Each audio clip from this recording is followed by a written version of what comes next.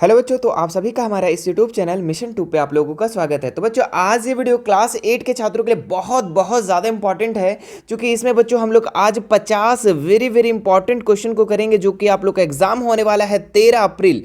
ठीक है, 13 अप्रैल second shift में जो होगा बच्चों, इसके लिए ये वीडियो बहुत ज़्यादा इंपॉर्टेंट है। इसमें हम लोग 50 ऐसे क्वेश्चन को ऐड किए हैं जो कि यहाँ से पूछने का बहुत ज़्यादा चांसेस है। ठीक है, तो चलिए फिर ज़्यादा लेट ना करते हम लोग स्टार्ट करते हैं मेरे बच्चों।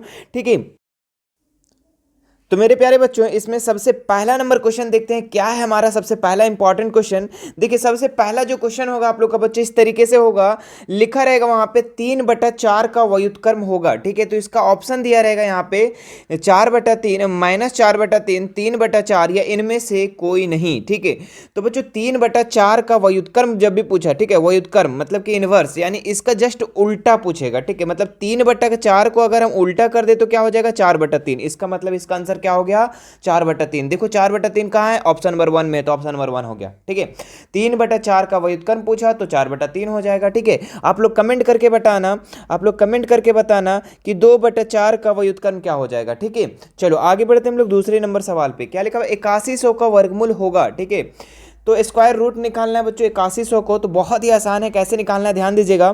ठीक है, यहां सबसे पहले आपको 8100 लिख देना है और इसके बाद इसका गुणनखंड कर देना है। क्या कर देना है, गुणनखंड कर देना है। तो सबसे पहले अगर हम लोग इसको देखें तो कितना से जा रहा है, 9 9 81 है ना, 900 से ये चला जा रहा है। फिर देखिए 100 को हम 9 से करते हैं तो 100 9 900 हो गया। ठीक है, फिर 10 10 के 100।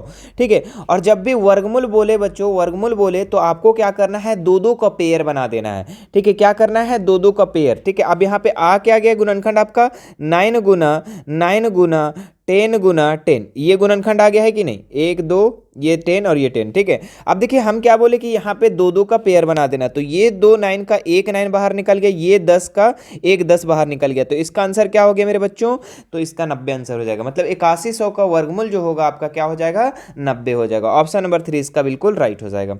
चलिए आगे बढ़ते हम लोग 64 का घनमूल हो है। ठीक है, तो 64 का घनमूल, घनमूल में क्या करना है बच्चों, जिस तरीके से आप वर्गमूल निकाले उसी तरीके से आप लोग को घनमूल निकालना है। बस इसमें अंतर क्या है, इसमें 3 3 का पेयर बनाना है। तो चलिए हम लोग इसमें 3 3 का पेयर बनाते हैं। देखिए 64 को हम लोग लिख सकते हैं, 64 को हम लोग कर सकते हैं 2 से तोड़ो या 3 से तोड़ो या 4 से। ठीक है, तो इसको हम 4 से तोड़ने का प्रयास करते हैं। ठीक है, 4 16 चौके 64 और 4 चौके 16। देखो 3 बार मैच तो कर गया जी, है ना, 3 का पेयर बन ही गया, यहाँ पे 3 का पेयर बन गया ना, 4 गुना 4। ठीक है, देखो 3 का एक बाहर निकल जाएगा, 3 का एक क्या निकल जाएगा, बाहर निकल जाएगा। ठीक है, तो क्या हो जाएगा 4। इसका मतलब कि 64 का घनमूल क्या हो जाएगा मेरे प्यारे बच्चों, तो 4 हो जाएगा। ठीक है, फिर से एक बार रिपीट करते, वर्गमूल में दो दो का पेयर बनाना है, घनमूल में 3 3 का पेयर बनाना है। ठीक है, चलो आगे बढ़ते हैं हम लोग। बहुत ही लॉलीपॉप सवाल बच्चों, इस तरीके का सवाल आएगा तो आपको छोड़ना नहीं है, छोड़ना गलती से भी नहीं है। ठीक है, क्या लिखा हुआ है 999 और पावर में कितना दिया हुआ है मेरे प्यारे बच्चों, तो 0 दिया हुआ है। ठीक है, तो दुनिया का कोई भी संख्या अगर उसके पावर में 0 रहा तो उसका ऑलवेज मान 1 होगा। क्या होगा, उसका ऑलवेज मान 1 होगा। एकदम रट लो, ठीक है, इस चीज को एकदम समझ लो और रट लो। ठीक है, दुनिया का कोई भी मान अगर उसके पावर में 0 रहा मेरे बच्चों तो उसका मान 1 होगा। जैसे जैसे यहाँ पे हम लिख दे 5 का पावर में 0 तो भी 1 ही आएगा, है ना। अगर हम लिख दें यहाँ पे 212 का पावर में 0 तो भी इसका मान 1 ही होगा। मतलब दुनिया का कोई भी मान मेरे प्यारे बच्चों तो उसका मान 1 होगा। ठीक है, आप लोग को फंसाने के लिए ऐसा कर सकता है, x का पावर में 0 लिख देगा तो भी आपका आंसर 1 होगा मेरे प्यारे बच्चों, याद रखना इस चीज को। ठीक है, देखो क्वेश्चन थोड़ा सा भी इधर उधर कर देगा तो फंसना नहीं है। ठीक है, हम जो चीज को बताएं, कॉन्सेप्ट बताएं, उस कॉन्सेप्ट पे अड़े रहना है बस। ठीक है, चलो आगे बढ़ते हैं हम लोग अगले सवाल में। 5वां नंबर सवाल मेरे क्या है बच्चों, देखो 39 का व्यापक रूप क्या है। ठीक है, तो आपको बस इसमें ऑप्शन के हिसाब से काम करना है। क्या करना है, ऑप्शन के हिसाब से काम करना है। देखो इसको अगर हम पहला वाले को करते हैं तो 10 9 90 और 3 93 हो जा रहा है, जो कि गलत है। 10 9 90 और 3 93 हो जा रहा है, ये भी गलत है। ठीक है, और यहाँ देखो 10 3 30 और 9 39, अरे बिल्कुल मैच कर रहा है बच्चों, तो ऑप्शन नंबर 3 इसका बिल्कुल राइट हो जाएगा। और यहाँ देखो तो 9 3 27 27 और 10 37 हो जा रहा है, ये भी कट गया। ठीक है, हम लोग को लाना कितना था, 39 लाना था, तो ऑप्शन नंबर 3 में 39 आ गया मेरे प्यारे बच्चों, तो ऑप्शन नंबर 3 इसका राइट हो जाएगा। आगे देखिए अगला सवाल क्या है, एक पदी व्यंजक है। ठीक है, तो यहाँ पे एक पदी पूछ रहा है। ठीक है, तो एक पदी में क्या होता है ना बच्चों कि वो एक ही पद में होता है। जैसे कि यहाँ पे पहला वाले आप आंसर को देखो, ऑप्शन को देखो, तो ये दो पद में है, एक्स और वाई है ना, प्लस है बीच में, तो ये दो पद हो गया, ठीक है, तो ये गलत। यहाँ पे देखो 2xy, बोलेंगे सर एक्स वाई है दो पद, नहीं बाबू, सटा हुआ है ना, दोनों एक ही चीज है, 2xy ये एक ही पद है। कितना पद है? एक ही पद, तो ऑप्शन नंबर 2 इसका राइट हो जाएगा, ठीक है। तीसरा भी नहीं होगा क्योंकि यहाँ पे बीच में प्लस दे दिया, ये दो पद हो गया, ये कट गया। यहाँ पे देखिए 2 + xy, देखो बीच में प्लस हो गया, तो ये भी दो पद हो गया, ये भी कट गया, ठीक है। अच्छा, एक तीन पद, जैसे हम एक तीन पद समझा देते हैं, ठीक है, ताकि आप लोग को एक पद और द्विपदी और तीन पदी में अंतर समझ में आए। जैसे एक पद में हम लिख सकते हैं 2x, और दो पद में लिख सकते हैं 2x + 1 कर दे तो द्विपदी हो गया, ठीक है। और त्रिपदी अगर लिखना रहता तो 2x² + 2x + 1, मतलब कि इस तरीके से अगर रहता तीन ठो तो तीन पद, दो ठो रहता दो पद, और एक रहता तो एक पदी। सिंपल सी बात है। चलो 7 नंबर सवाल बच्चों, अगर हमारा जो समझाने का तरीका अगर मज़ा आ रहा होगा तो एक बार ज़रूर कमेंट कर दीजिएगा, ठीक है, कि सर आप अच्छे समझा रहे हो या खराब समझा रहे हो, ठीक है। चलिए अब 7 नंबर सवाल देखते हैं हम लोग, क्या लिखा हुआ है। इन दोनों को जोड़ना है, ठीक है, जोड़ना है, क्या कर लिखना है? जोड़ना है। तो क्या करना है? सबसे पहले क्वेश्चन को लिख लेना है, x - 3 बीच में कर देना प्लस, चूंकि जोड़ना है, योगफल करना है, मतलब कि जोड़ना है ना। उसके बाद यहाँ लिख देंगे हम 12 और +2x, ठीक है। अब देखो यहाँ पे हम लोग एक जात वाला को एक जात के साथ जोड़ेंगे। देखो ये वाला जात और ये वाला जात मैच कर रहा है, तो 2x और 1x कितना हो गया मेरे प्यारे बच्चों? तो 3x, ठीक है। और ये देखो यहाँ पे ये प्लस में और ये माइनस में, तो प्लस माइनस क्या हो गया? माइनस में। 12 में से 3 घटा दो, कितना बचा? 9। साइन किसका रहेगा? तो बड़ा कौन है? 12। 12 के आगे क्या है? प्लस, तो प्लस लगा दो। ये हो गया आपका आंसर। देख लो कहाँ है ऑप्शन, ऑप्शन नंबर कहाँ है? जल्दी जल्दी बताओ जल्दी। तो ऑप्शन नंबर 2 में है, तो ऑप्शन नंबर 2 इसका कर देंगे। आगे बढ़ते हैं मेरे प्यारे बच्चों। आगे 8 नंबर सवाल क्या है देखो, हाँ, x² -9 का गुणनखंड होगा, ठीक है। तो x² -9 का गुणनखंड क्या होगा बच्चों? यहाँ पे बताना है। तो देखिए यहाँ पे इसको गुणनखंड करने के लिए बहुत ही आसान है। देखो x² -9 है ना, -9 को हम लोग लिख सकते हैं 3 का स्क्वायर, बिल्कुल लिख सकते हैं सर, काहे नहीं लिख सकते हैं? 3 3 9 तो हो ही जा रहा है, बहुत अच्छा बाबू, ठीक है। अब देखो ये a² और ये b², अब a² और b² का फॉर्मूला क्या होता है? a² - b² का फॉर्मूला होता है a + b × a - b, ये फॉर्मूला होता है। अब यहाँ पे हम लोग पुट करते हैं, ठीक है, यहाँ पे हम लोग पुट करते हैं। तो a + b, a कितना है मेरे प्यारे बच्चों? तो x है, तो x, फिर प्लस b, तो प्लस b कितना है? 3, तो x + b हो गया यहाँ पे। और x - b फिर बोल रहा है, मतलब a - b, तो x x है और b कितना है? 3 है, तो 3 हो जाएगा। अब देखो ये आंसर कहाँ पे है, ये आंसर कहाँ है मेरे प्यारे बच्चों? देखो जल्दी फटाफट फटाफट फटाफट। ऑप्शन नंबर 3 में है, ऑप्शन नंबर 3 में है, ऑप्शन नंबर 3 इसका राइट हो जाएगा, ठीक है, ऑप्शन नंबर 3 इसका राइट हो जाएगा। चलिए आगे बढ़ते हैं हम लोग अगले सवाल में। 9 नंबर सवाल क्या लिखा हुआ है? a² + 2ab + b², एकदम बचपन से ये फॉर्मूला याद करते आ रहे होगे। a² + b 2ab + b², किसका फॉर्मूला है? इसका किसका फॉर्मूला है? a + b का होल स्क्वायर का फॉर्मूला क्या होता है बताओ जल्दी से? a² + 2ab + b², तो हो गया। अब देखो यहाँ पे कहीं ऑप्शन नहीं है ना, यहाँ पे कहीं ऑप्शन है नहीं है, लेकिन ये a + b का होल स्क्वायर को हम लोग लिख सकते हैं 2 बार, बिल्कुल लिख सकते हैं। a + b × a + b लिख सकते कि नहीं लिख सकते हैं? बिल्कुल लिख सकते हैं सर। जब 5 का स्क्वायर को हम 5 × 5 लिख सकते हैं, तो इसका पूरा स्क्वायर को हम 2 बार क्यों नहीं लिख सकते? बिल्कुल लिख सकते हैं। तो देखो कहाँ है ऑप्शन, ऑप्शन नंबर 1 में है, तो ऑप्शन नंबर 1 इसका राइट हो जाएगा। चलिए आगे बढ़ते हैं हम लोग अगले सवाल में, ठीक है। क्या लिखा हुआ है? 2x + 3 = 5 में x का मान क्या होगा, ठीक है। चलो तो यहाँ पे देखो 2x, हाँ 2x + 3 = 5, ये लिखा हुआ है, ठीक है, और x का मान पूछ रहा है, ठीक है। तो 2x को 2x रहने दो, ये 3 को इधर ले आ जाओ बच्चों, ठीक है। तो ये प्लस है, ये 3 जो है प्लस में इधर आके माइनस में हो गया, माइनस हो गया, बराबर के इधर में आ गया, तो फिर 2x = 5 में से 3 गया तो कितना बचा? 2 बचा, तो x बराबर कितना हो जाएगा? ये देखो ये गुना में है, यहाँ पे छुपा हुआ गुना, गुना तो इधर आके किस में हो जाएगा? डिवाइड में हो जाएगा। ये 2 जो आके डिवाइड में हो जाएगा, ठीक है। कौन वाला 2? ये वाला 2 आके यहाँ पे डिवाइड में हो गया। अब कट गया तो कितना आ गया? 1, यानी कि x का मान 1, ऑप्शन नंबर 2 इसका राइट हो जाएगा, ठीक है। फटाफट आप लोग नोट करते जाओ बच्चों, ठीक है, बहुत ही मज़ेदार, बहुत ही मज़ा आने वाला है, ठीक है। इस वीडियो को इतना देखो, सभी को एकदम भेज दो बच्चों, ठीक है, जिनको जिनको दिक्कत होता है मैथ में, ठीक है, सभी को शेयर कर दे, ठीक है, ताकि आपका भी नाम हो और साथ में मेरा भी नाम हो, है ना, कि आप उसको हेल्प किए हो। चलो आगे बढ़ते हम लोग अगले सवाल में। संख्या x और 5 का योग का समीकरण क्या होगा? अरे x को और 5 को जोड़ना है तो जोड़ दो ना जी, x और 5 को जोड़ेंगे तो योग कितना आ रहा है? 12, तो 12 लिख दो, खत्म आंसर, ठीक है। बोल रहा है x और 5 का योग बराबर 12 है, तो आप नहीं लिख सकते हो x प्लस 5 बराबर 12, बिल्कुल लिख सकते हो, क्योंकि दोनों को योग करने पे कितना आ रहा है, 12 आ रहा है ना। तो ये किस तरीके का समीकरण होगा बच्चों, तो देखो लो कहाँ है ऑप्शन, इसका ऑप्शन नंबर 3 में, ऑप्शन नंबर 3 में है x प्लस 5 बराबर 12। ठीक है, चलो आगे बढ़ते हैं हम लोग 12 नंबर सवाल में। 50 विद्यार्थियों में 72% विद्यार्थी गणित में रुचि रखते हैं, कितने प्रतिशत विद्यार्थी गणित में रुचि नहीं रखते हैं। ठीक है, तो कितना विद्यार्थी हमको उससे फर्क नहीं पड़ता, हमको यहाँ परसेंटेज में पूछ दे रहा है। मतलब कि 50 विद्यार्थी में से 72% विद्यार्थी क्या करते हैं, गणित में रुचि रखते हैं, गणित में इंटरेस्ट लेते हैं। ठीक है, और कितना परसेंट जो है जो गणित में इंटरेस्ट नहीं लेते मेरे बच्चों। ठीक है, तो 72% अगर रुचि लेते हैं तो कितना परसेंट नहीं लेंगे, तो 28% नहीं लेंगे। बोलेंगे सर 28 कहाँ से ला दिए सर अब अचानक। अरे बाबू, टोटल जो कभी भी कुल परसेंटेज होता है ना, वो हमेशा 100% के बराबर होता है।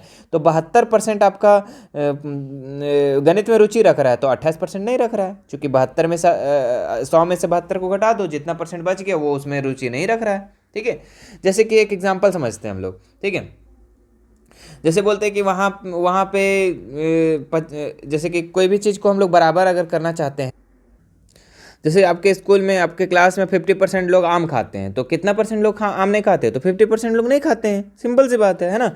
चलो अब 13 नंबर सवाल देखते हैं हम लोग। 13 नंबर सवाल, ठीक है, 13 नंबर सवाल क्या है मेरे बच्चों, 16 पेंसिल का मूल्य 64 रुपया है, तो 144 पेंसिल को प्राप्त क्या बोल रहा है, 144 पेंसिल प्राप्त कर सकते हैं, कितने में प्राप्त कर सकते हैं। ठीक है, तो 16 पेंसिल का मूल्य 64 रुपये है ना, तो लिखेंगे 16 पेंसिल का मूल्य 64 रुपया, तो एक पेंसिल का मूल्य 64/16, तो ये डिवाइड कर देंगे तो कितना हो जाएगा, 16 चौके 64, यानी एक पेंसिल का दाम 4 रुपया हो गया हमारे पास।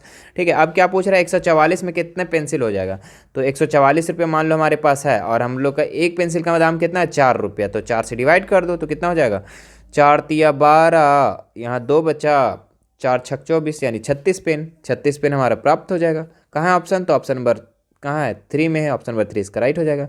चलो आगे बढ़ते हैं हम लोग। दी गई आकृति में x का मान होगा। ठीक है, तो x का मान पूछ रहा है यहाँ पे। ठीक है, इसको बड़ा कर देते हैं, उसके बाद समझाते हैं आप लोगों को। ठीक है, आप लोग को ध्यान रखना है, त्रिभुज है ना, त्रिभुज के अंतः कोण का योग जो होता है ना, 180 होता है। कितना होता है, 180। लेकिन लेकिन लेकिन मेरे बच्चों, त्रिभुज का बाह्य कोण का जो योग होता है ना, वो 360 होता है। ठीक है, और आपको यहाँ जो दिया हुआ है, जो यहाँ दिया हुआ है, सब बाह्य कोण दिया हुआ है। क्या दिया हुआ है, बाह्य कोण।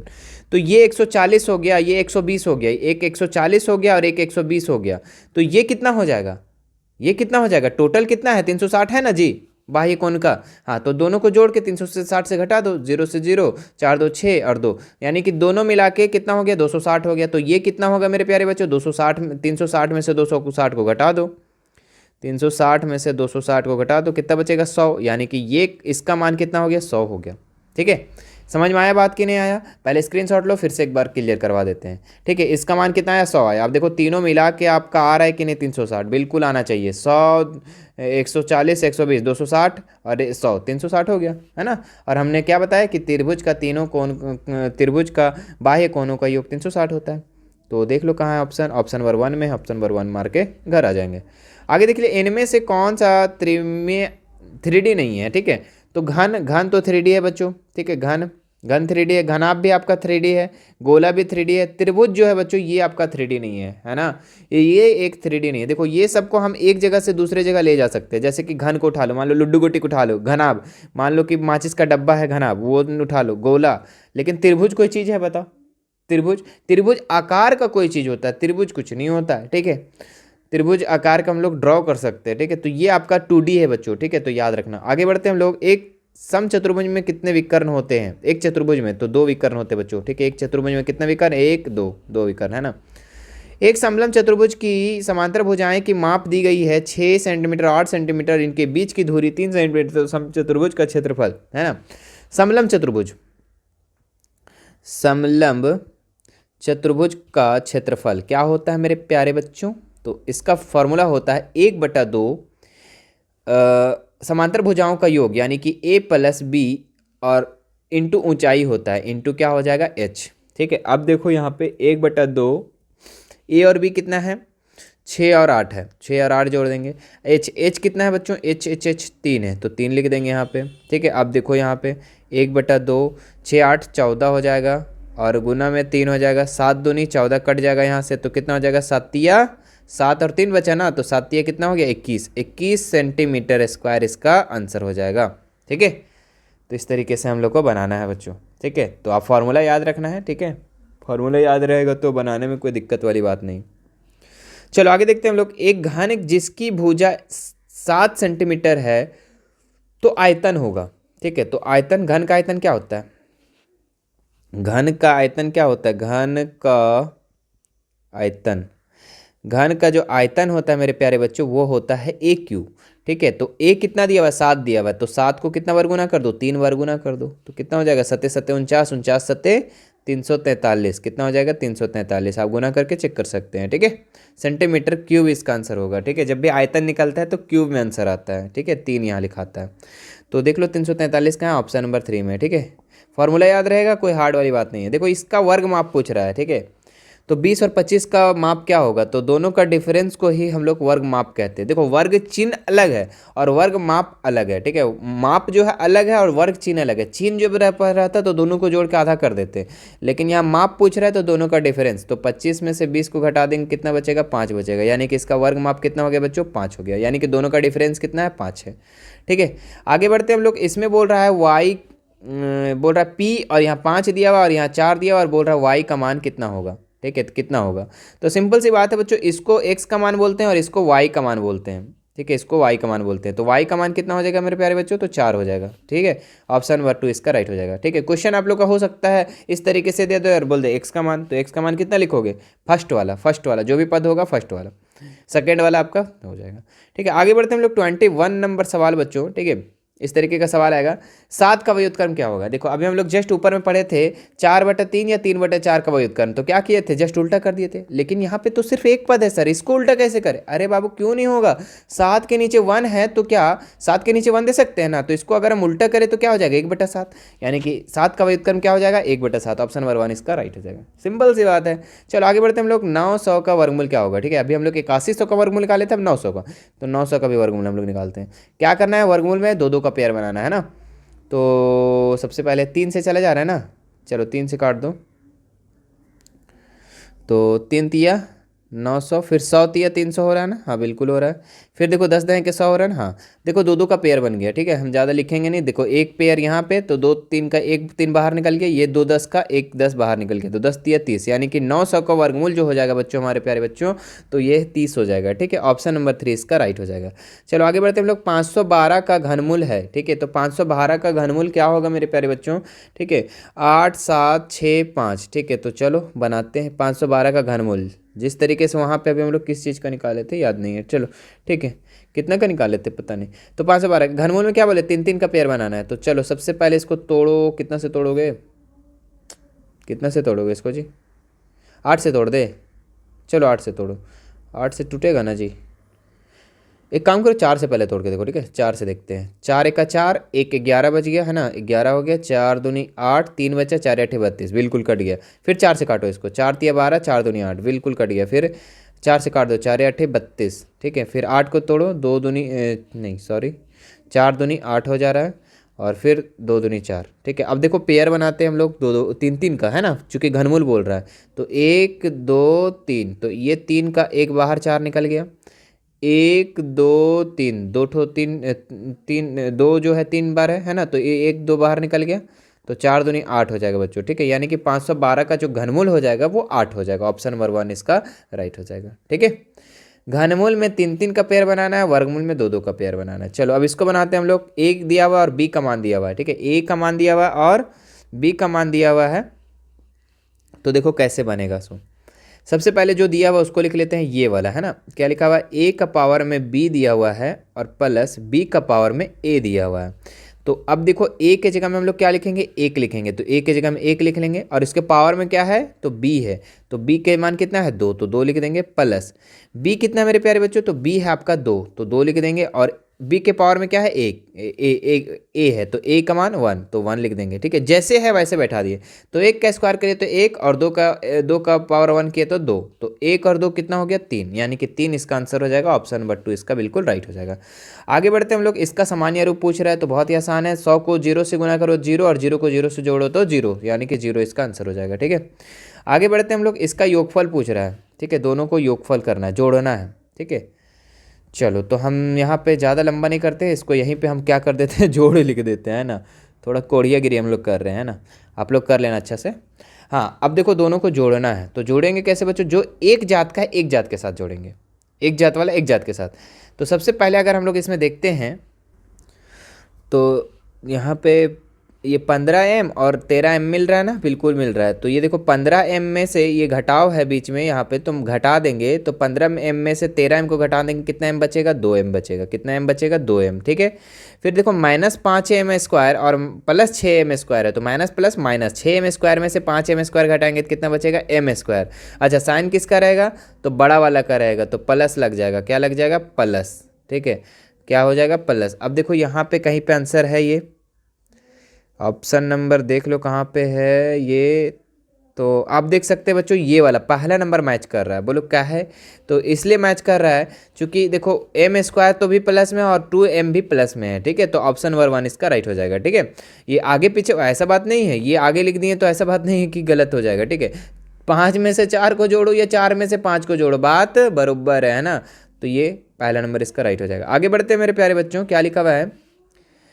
3p² प्लस 2pq² में से इतना को घटाना है। चलो घटाते हैं साइड में यहीं पे। लिखते हैं 3p² प्लस दिया हुआ है 2pq²। ठीक है, घटाना रहेगा बच्चों तो नीचे करके घटाना हमेशा। ठीक है, ध्यान रखना।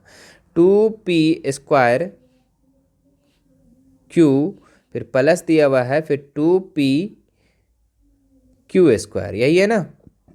चलो घटाते हैं, यहाँ देंगे। और घटाने में एक चीज़ ध्यान रखना कि नीचे वाला का साइन आप चेंज कर देना। नीचे वाला का क्या करना? साइन को चेंज कर देना। तो ये प्लस में 2p² है तो ये माइनस में हो गया, ये प्लस में तो ये भी माइनस में हो गया। अब देखो 3p² में से 2p² को घटा देंगे। देखो एक ही जात का है कि नहीं, एकदम सेम मैच कर रहा है बिल्कुल।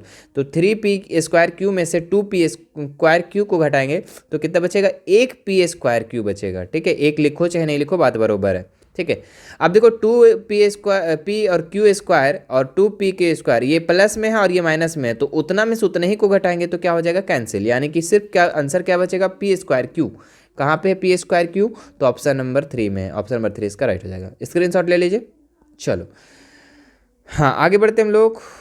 28 नंबर सवाल, a² plus 2ab plus b² का गुणनखंड होगा। अरे ये सवाल तो ऊपर भी हम लोग करवा दिए, तो किसका हो जाएगा गुणनखंड?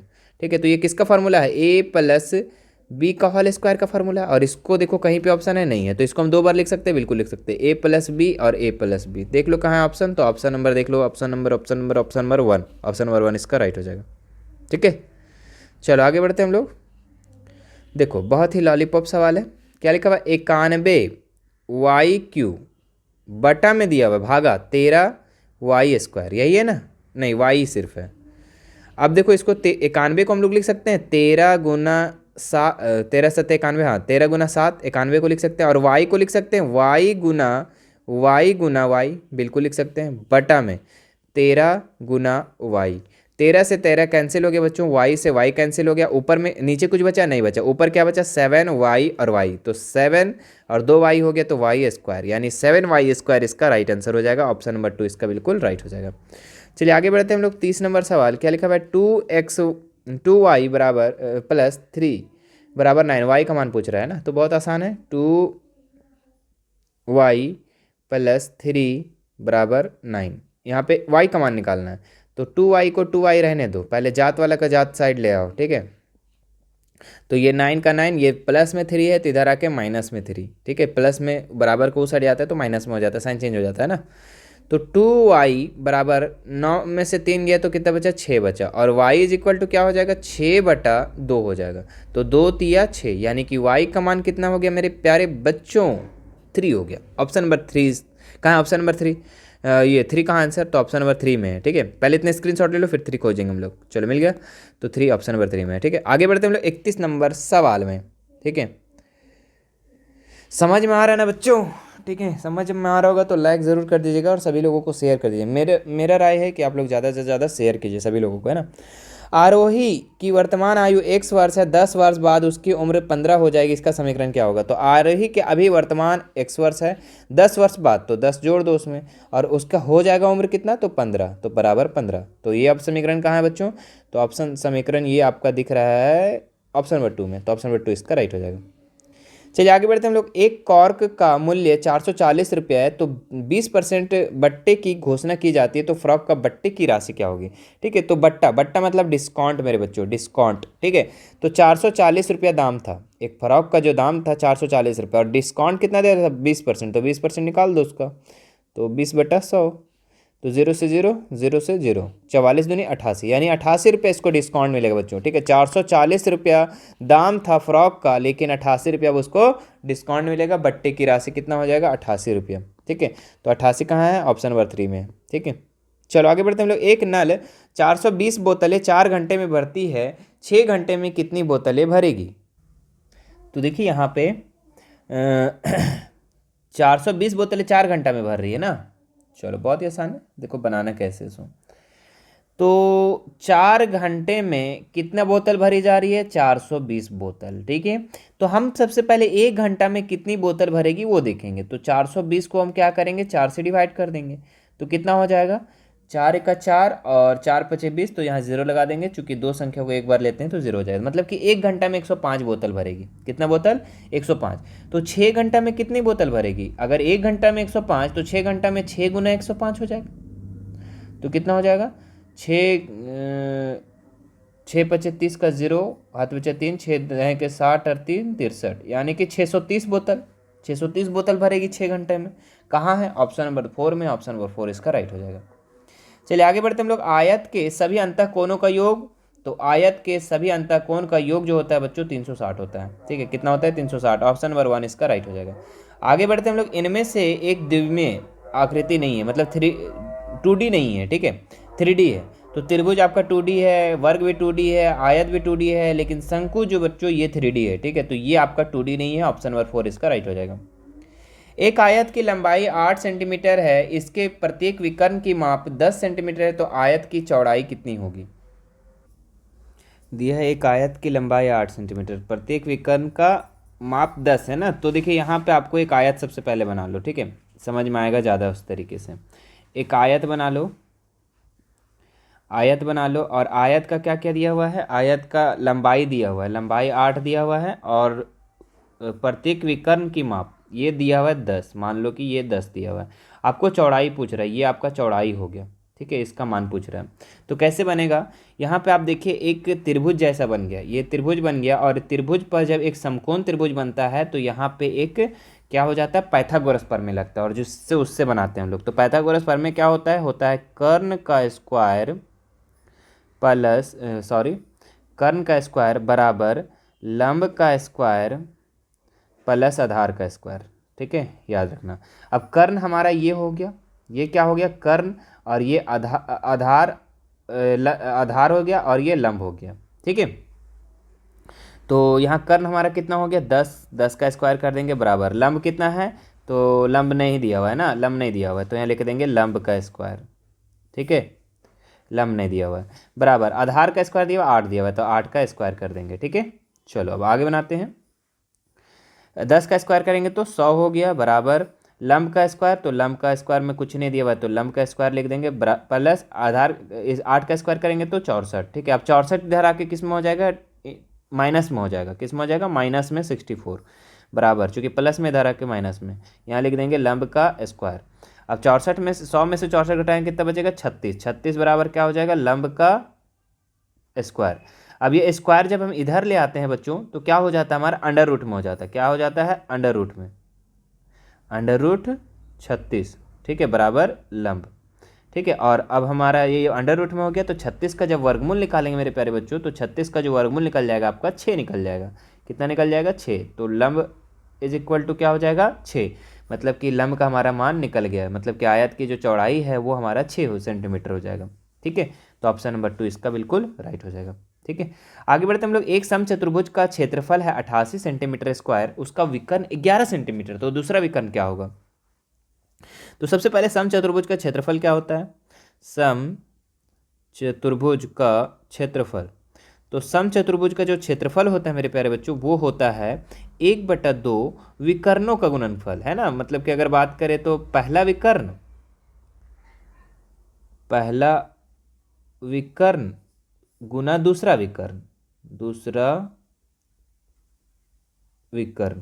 ठीक है, तो पहला विकर्ण हमारा यहाँ पे दिया हुआ है कितना? 11 दिया हुआ है। ठीक है, दूसरा विकर्ण हम लोग का पूछ रहा है और समचतुर्भुज का क्षेत्रफल दिया हुआ है, तो जो समचतुर्भुज का क्षेत्रफल दिया हुआ उसके नीचे समचतुर्भुज का क्षेत्रफल लिख देंगे।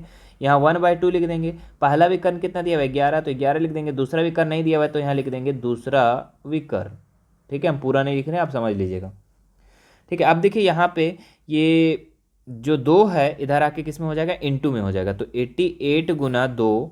ठीक है, और ये 11 जो है बच्चों 11 गुना में इधर आके किस में हो जाएगा? डिवाइड में, और यहाँ पे क्या बच जाएगा? इधर सिर्फ का सिर्फ दूसरा विकर्ण बच जाएगा।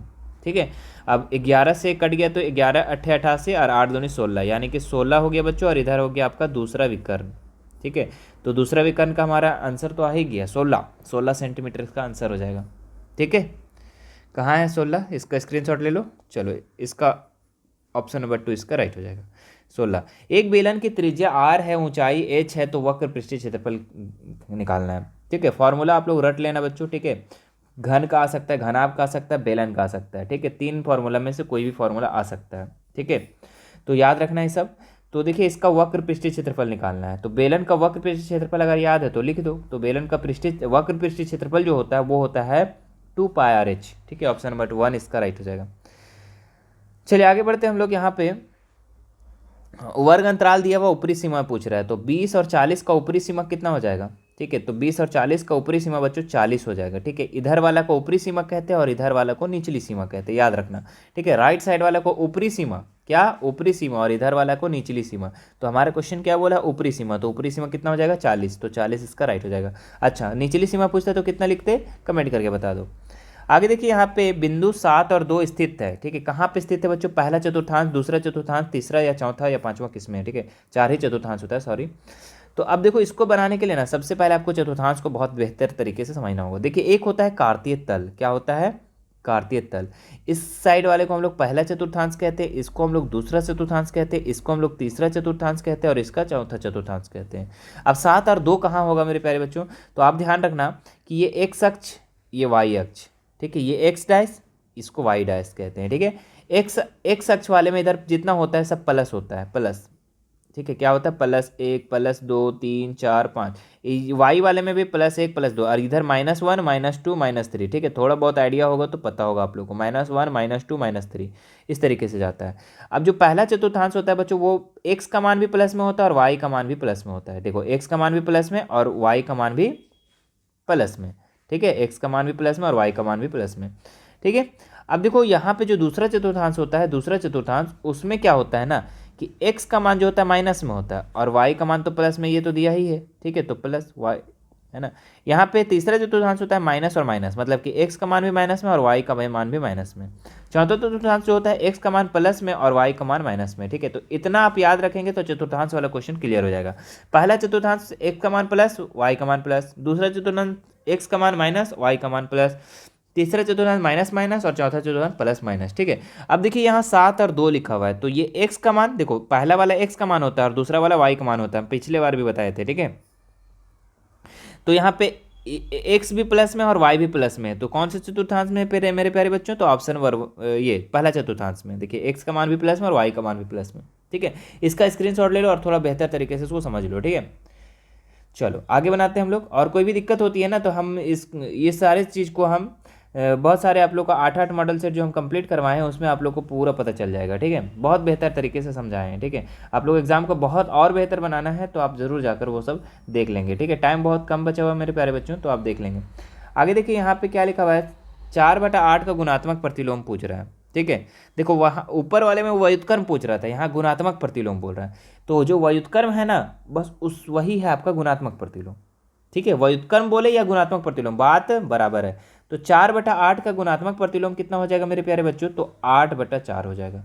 ठीक है, तो ऑप्शन नंबर 2 इसका राइट हो जाएगा। ठीक है, एक क्वेश्चन और आता है, ठीक है, वो क्वेश्चन भी थोड़ा समझ लो कि योज्य प्रतिलोम आता है एक, ठीक है, योज्य प्रतिलोम आता है। ठीक है, और योज्य जो प्रतिलोम होता है बच्चों, वो आपका क्या होता है, जो प्लस वाला होता है उसको माइनस कर देना होता है और माइनस वाले को प्लस कर देना होता है। ठीक है, ये भी याद रखना आप लोग। ठीक है, क्योंकि ये सवाल भी आता है आप लोग का।